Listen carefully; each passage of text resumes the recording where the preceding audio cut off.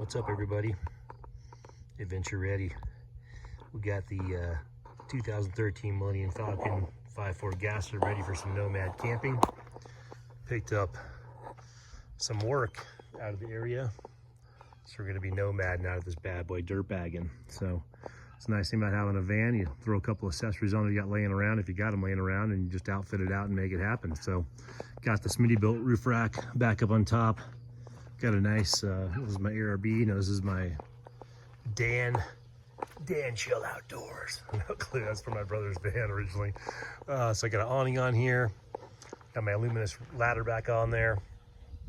We got the all-terrain. Those are the Dextero Walmart all-terrains. Freaking work amazing, man. For the price, you can't beat it. But gonna throw the shower tube up tonight. Got the privacy shelter here, kick-ass privacy shelter. Love this brand. You make awesome products. Basically just zips out, opens up, and gives you a privacy room to use as your restroom or as your shower area. Comes right off the rack right there, real simple and easy. Another Dextero, man. Look at those bad boys. Yeah. Anyway, so setting this up for camping. I'll show you the inside real quick here. This is a 2-day build, so nothing permanent, nothing life-changing, just something super basic. Built a bed platform out. I'm in the middle of putting kill mats in this thing.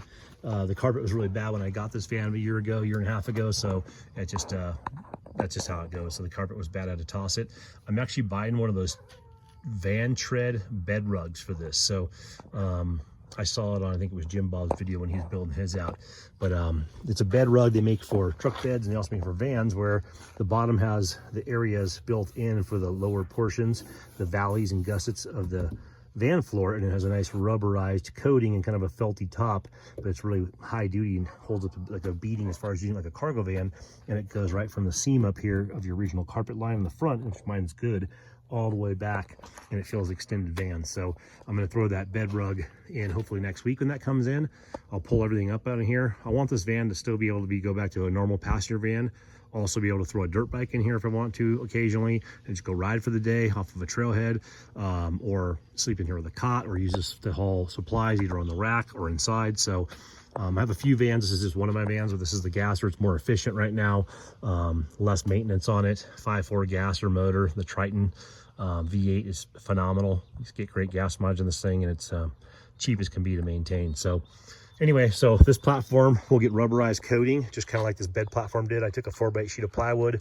I got a twin mattress from Walmart. This is like a $130 8-inch memory foam. I actually used to use these in my RVs, and I liked them so much that I took my RV bed out of my diesel pusher when I sold it, and I use it as my normal bed inside a queen size.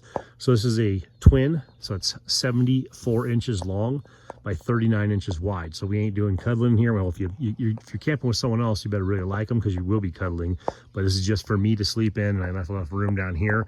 So if I put my my Great Dane Apollo, it's a 160 pounder. If I put his mattress in here, he's got a 4-inch memory foam mattress. He'd fit right here in the apron. The reason I did this and didn't carry it all over and put a humongous mattress back here, and the reason I went lengthwise, is even at 6 foot tall, 5'11" 3/4 by the doctor's standards, this is a perfect size mattress for me. I'm right to the edge on this thing, within like an inch or so, pretty much. So I'm okay with that. I don't care if I hang off a tiny little bit. I don't really sleep straight up and down, but this gives you enough platform. It's super comfortable. I just made this out of some basic 1932 OSB, top and bottom. Frame this out with some basic wood, put some struts in there, make it nice and comfortable, or solid. And then I want it to be able to take this out. So when I put the bed rug in here next week, I'm going to put the holes in here for the original maintain the original hardware. This is original hardware, but the original mounting points for the OEM seats, for the bench seats for the Ford Econoline van. So I'll cut out the parts on the bottom there so they go over this nice and smooth. Sorry, on the ones I don't use, and then the ones I use, I'll actually cut to where you can access this hole to put my seat platforms back in here when I want to run bench seats in here. And then what I did on this platform here, this is all bolted down. You can see back in here, I used the original hardware mounting sections with better hardware. If you're familiar with the Ford hardware, it's pretty bad. And I use those same mounting holes for that, and also for my tie down points for my refrigerator. Because if you ever take these things off-road, these vans, you know, they're on a truck chassis, but man, they ride like a school bus off-road. They bounce all over the place, even lifted or non-lifted. But it's nice to keep yourself secure down, and I didn't want to put extra holes in the floor, so I'm maintaining all the holes that are already existing there that have, you know, enough grip and strength to be able to hold, you know, a bench seat for 3 people on there. So they're definitely gonna hold my bed platform. So if I take these 2 bolts out, I can slide this entire thing out the back. I'm just using those Home Depot crates, typical 9-gallon crate, 27-gallon crates. They're phenomenally, you know, easy to use. Part of the height in here, I can't sit up on this bed without my head kind of touching in there, and I'm not really worried about that. I'm not hanging out in my van. I'm not a van life person. Even if I'm going to live out this for the next month, I don't consider myself a full-time van lifer. It's just what I use part-time. It's cheaper in a hotel room.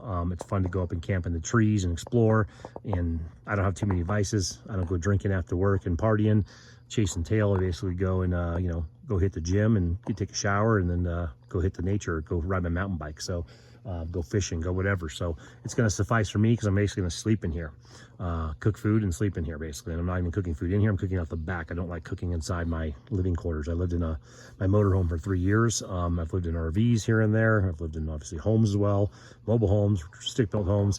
I've never been a fan of the RVs, like the toilet inside and the cooking apparatus inside. It just, I mean, makes it feel like home, I guess, but it just makes it kind of funky too. So I like the idea that this is for sleeping, relaxing, storing stuff, and then get outside and enjoy it. That reflectus is not completely put in yet. That's why it's kind of like barely hanging on the wall up there. So I have to get some more Velcro to make that one work. So I have Velcro 1, 2, 3, 4, 5, 6 spots, and I have them on the back too. Those aren't finished. I'm going to have my gal pal put some material on both sides of those and put a nice seam around those, and then we'll screw, or sew on the Velcro so it stays in there nice and tight. And so those will be a better quality in the future. I just threw those together today. So if the cuts look bad, that's because they are bad. This is a Tuff Stuff Overland, basically a Domestic kind of a copy. Refrigerator, can't go wrong. Refrigerator freezer combo. I have a rock strap that I had extra one from one of my motorcycles. I just use on there to keep it stuck together there, or keep it from bouncing around. It's a refrigerator unit, 50 amps. Or 50 watts, sorry. So this is a phenomenal unit. It has all the eco stuff, so it will shut down before it damages your battery. This is a little 300 power point I have here. I use that mainly to recharge my devices with a 100-watt power solar panel. Foldable solar panel comes out. I made this area bigger because I'm ordering the 1,000 or 1,500 watt Jackery tomorrow, and I'll get that next week, and that'll fill up most of that little platform. And once again, this is hooked into the seat cleats so they can pull right out when I'm not using that. And when I put the bed rug in next week, I'll just lift all this stuff out, put it in, and put this stuff right back. Pee jug, if you know, you know. 27-gallon tote, cooking supplies, things like that. Twin mattress, like I said, this is the $130 special right now over at Walmart. Super comfortable. This is a 2013 5.4 Triton V8 flex fuel gas model, E350 extended body van. Love these things. 2 ACs. You got the extended portion right here, so you got extra room. That's why I can go back and forth on front to back on my sleeping setup. Inside here, this bed platform is, like I said, just some 1932 OSB plywood. And what I got is, I was going to go ahead and Linex this thing, or like a Raptor line it, but I didn't want to spend the money right now because I'm kind of just prototyping this. I didn't want to know, I want to see how this worked out, the setup first, before I got too crazy on it.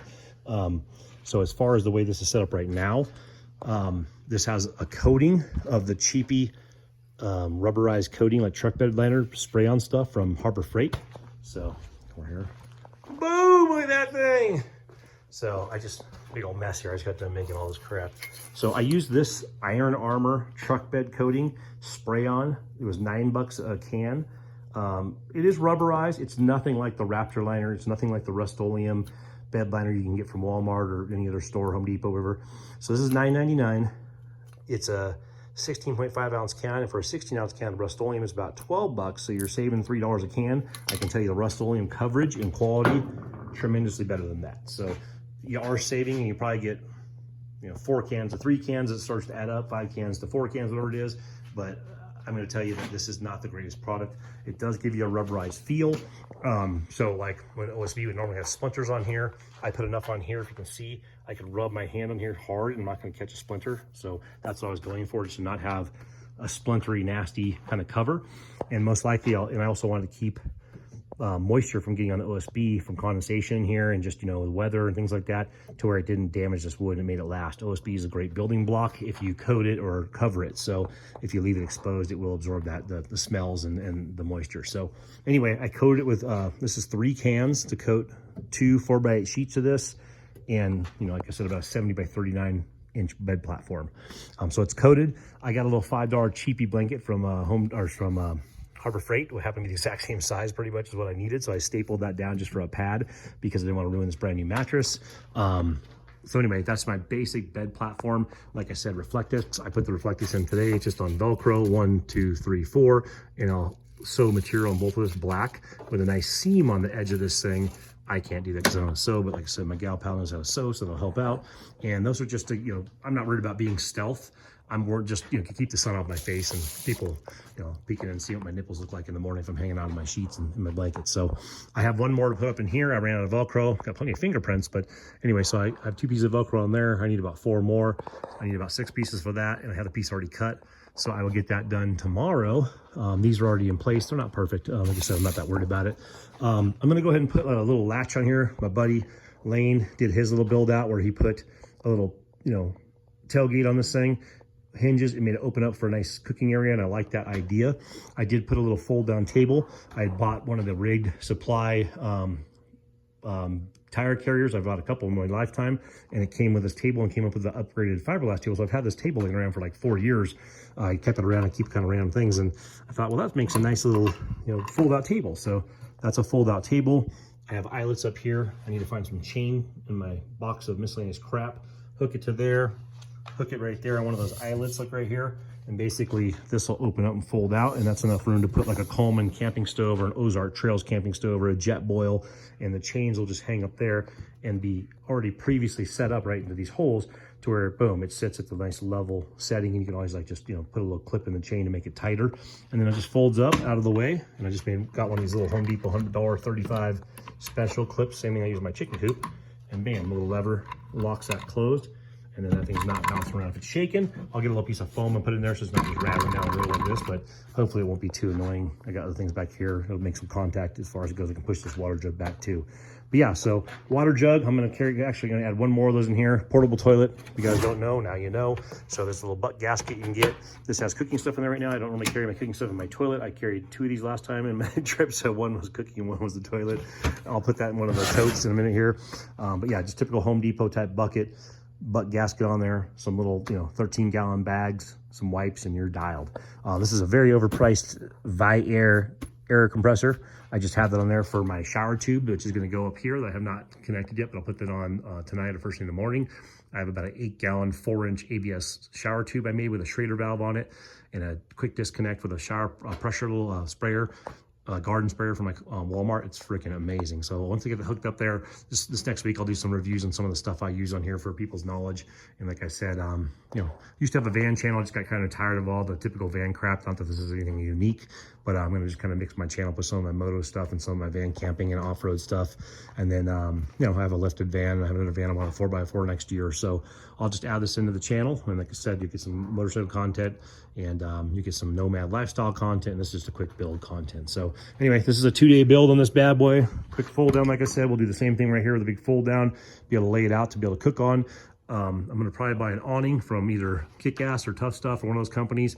Just a little 5-footer comes off the back of this, and that's what I had on one of my old vans, you know, several years back. And I did the same thing. I have little pull-outs back here. I can cook right here with a little awning over top of the light. It's awesome. So anyway, stay tuned. I just figured I'd share what I'm doing with you guys. Boom, there's one. These are keep the door open because I'm too cheap to make something fancy. But yeah, so there's the van. So we're all dialed in. Shower tent, privacy tent over here, full roof rack, water tube goes up there, spout hooks onto a quick disconnect. I'll show you guys in a later video. Goes right here. You just hang it over the shower curtain right here, and bam, you're all, that's pretty bright light, and you're all set. That's a Smittybilt roof rack. I've had a few of those, actually sold 2 of them. I'm down to 1. I didn't need 3. I just happened to buy a van and went on, buy one for this van, and got a van back from my brother that had one. So one of the least expensive roof racks you can get for a full-size van. They work phenomenally well. I'm gonna probably keep this one on this van, and on my 7.3, when I 4x4 that and build, I'm gonna build a custom roof rack that's a little bit different. But yeah, it's really nice to be able to hook different accessories onto. I've had a Aluminess rack in the past. They're phenomenal too. Just a little pricey, obviously. This is about $1,600. The Aluminess rack's over $3 grand. There's another one that's made by Rhino Roof, I think, or Platform Roof, or Rhino Rack, or Pioneer, or something, whatever. I like even better than this or the Aluminess, but they're a little pricey as well. So yeah, stay tuned. Like I said, I'm going to be dirt bagging out of this for like the next month or so with some a new contract I picked up down in South Arizona. So I'll be sweating it up in the daytime, and in the evening I will get the hell out of that atmosphere and drive up to Flagstaff or Prescott and hang out in the trees, some of the campgrounds or some of the remote areas, and just enjoy the trees and the water, and getting the hell out of that heat to sleep at night and jam back down to the valley in the morning for work. So yeah, dirt bag and living remote out of the van, and kind of the pleasure of having a van, some of the convenience of having a van. So anyway, thanks for tuning in, guys. Hopefully it didn't suck too bad. See ya.